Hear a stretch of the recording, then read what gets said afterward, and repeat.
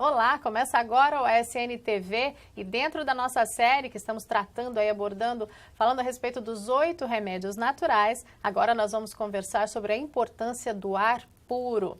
É isso mesmo, difícil falar sobre isso, né? No mundo que a gente vive hoje, o ar está poluído aí para todo lado, mas a gente precisa de ar e de preferência ar puro. Para conversar um pouco sobre esse tema, nós estamos aqui com o Dr. Ronaldo de Almeida. Dr. Ronaldo, ele é pneumologista e vai falar para a gente a respeito da importância do ar puro. Vamos conversar com ele. Fique com a gente, tá bom?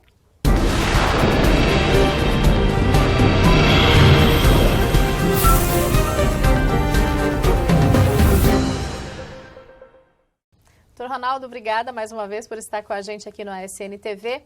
Diga para nós, doutor, qual é a importância do ar dentro do nosso organismo? O ar que respiramos tem em torno de 21% de oxigênio. Obviamente que o oxigênio, ao respirar, ele entra pelas narinas, porque daí Deus fez o nosso nariz. Respirar pela boca não é boa coisa. E no nariz tem cílios, os cabelinhos, os cílios, e tem a umidade que umidifica o ar. O ar entra umidificado para dentro dos pulmões. Infiltrado, então, né? Infiltrado, exatamente. Porque no nariz, na via aérea, existem verdadeiros guardas, sentinelas armados, chamados macrófagos, que são células de defesa. Quando entra uma bactéria, um vírus, ele vai lá e atraca, como diz o espanhol, e pega a bactéria, o vírus, e destrói.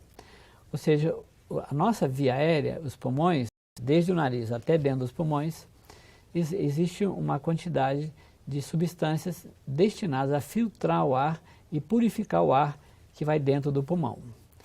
A unidade básica do pulmão chama alvéolo, onde há troca gasosa, onde o gás exalado, o CO2 vai para fora e o oxigênio entra. É absorvido, né? É absorvido. O oxigênio vai para dentro do sangue e é acoplado às hemácias, a molécula chamada hemoglobina, e transferido para todo o organismo. Ou seja, a oxigenação é fundamental para a sobrevivência do ser humano. E se nós vivemos em grandes cidades, poluídas, por exemplo, Cidade do México, São Paulo, Rio de Janeiro, etc., existe a questão da poluição. A poluição atmosférica é responsável pela redução, pela diminuição dos macrófagos alveolares, que são os órgãos responsáveis pela nossa defesa, pela defesa do nosso organismo, do pulmão. A gente poderia dizer que eles não dão conta, né, de filtrar toda a poluição que está entrando. Exatamente. A quantidade e a qualidade deles diminui. Tem vários trabalhos mostrando isso. Consequentemente, essa população que vive nessa situação de grandes cidades de poluição, as infecções das vias aéreas são mais prevalentes, mais comuns. A famosa bronquite, a sinusite, os resfriados, as gripes, as pneumonias. Que outros prejuízos a gente acumula aí, além dessas doenças que o senhor já mencionou, de estar sempre aí respirando ar poluído? Olha, o grande risco, fundamentalmente, está ligado com as infecções de repetição. Pessoas que têm sinusite, que vai e volta, as infecções das vias aéreas e que afeta a qualidade da produtividade do indivíduo e a abstenção do trabalho e das escolas, nas crianças. Então, fundamentalmente, estão ligadas com as infecções. E a performance, por exemplo, um jovem que vai na escola, faz atividade física, a atividade física dele é comprometida, a performance dele é reduzida, que pratica um esporte, porque ele tem a capacidade respiratória reduzida. Ok. E além de tudo isso, a gente ainda tem o tabagismo, né? O fumo, que risco grande aí a gente está correndo com esse vício, que muitas pessoas ainda têm. Inclusive, eu até quero mencionar aqui que nós temos 2 internautas que participaram com a gente no Facebook da Igreja Adventista. Elas são a Regiane Ribeiro e a Viviane Azevedo, que pediram justamente para o senhor falar um pouquinho a respeito do mal que o tabagismo faz. Ok, Márcia. Há 30 anos atrás, quando eu terminei minha formação e estava morando em Londres, naquela época morria no Brasil 70 mil pessoas por causa do infeliz bendito do cigarro. Hoje, 2015, dados recentes de há poucos meses de um congresso da Sociedade Brasileira de Pneumologia, do Instituto do Câncer, do INCA, morre 240 mil. Nossa, apesar de tudo que se fala a respeito, né? Exatamente. Naquela época, como você termina uma especialização, você está todo animado, jovem, cheio de boas ideias, eu estava voltando para o Brasil e pensei o seguinte, olha, vou passar na Organização Mundial de Saúde em Genebra para verificar que modelo de campanha que fizeram para levar para o Brasil. Cheguei lá, fui muito bem recebido por um médico, que era o encarregado, o médico da Áustria, que me deu os parabéns e falou o seguinte, eu sei que morre 70 mil pessoas no seu país, mas acontece, Ronaldo, que não adianta nada. Nós já gastamos milhões de dólares em tal país, tal país e tal país, e não adianta nada. Você quer ajudar seus irmãos brasileiros? Eu falei, lógico, ninguém faz nada. Era a época do Continental Sem Filtro, do Mistura Fina.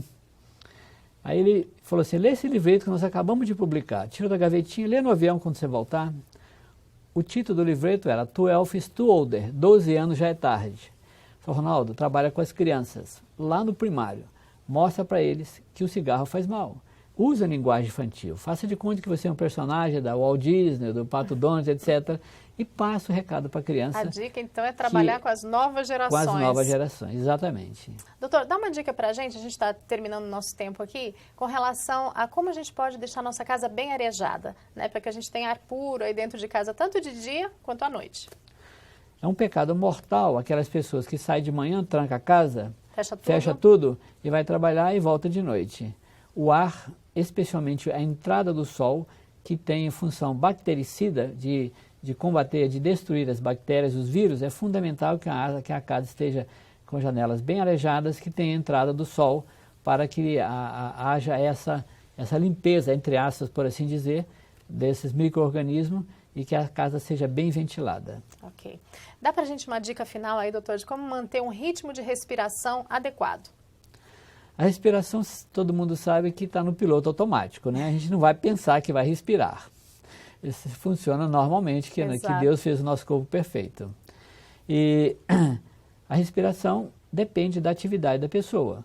Por exemplo, uma pessoa sedentária trabalhando no escritório, sentado o tempo todo, ele deve assumir uma postura normal. Não ficar encurvado, não ficar para um lado ou para o outro. Tomar uma postura com o corpo ereto, que a capacidade pulmonar seja adequada e que respire normalmente, sem pensar em respirar. E as pessoas que ficam, as crianças, por exemplo, na escola, fica debruçado na escola, abaixado assim, às vezes horas, entende? Né? E isso não é uma boa coisa, realmente é maléfico. Ou seja, a postura normal da pessoa, ereta, né? E é aconselhável quem trabalha sentado, pelo menos a cada 2 horas levantar, dar uma caminhada, esticar as pernas, né? Movimentar um pouco o organismo e respirar normalmente. Tá ótimo. Obrigada, viu, doutor Ronaldo, pelas dicas. Esse assunto é tão vasto, né? Dava pra gente ficar um tempão aqui conversando a respeito disso, mas acho que deu para você ter uma boa ideia da importância do ar puro. Pesquise um pouco mais a respeito também desse assunto para que você possa desfrutar de uma saúde com melhor qualidade, tá bom? E eu quero deixar para você um texto que está em Gênesis, capítulo 2, verso 7, que diz assim: Então formou o Senhor Deus ao homem do pó da terra e lhe soprou nas narinas o fôlego de vida e o homem passou a ser alma vivente. A cura é tudo que a gente precisa. Um abraço, até a próxima.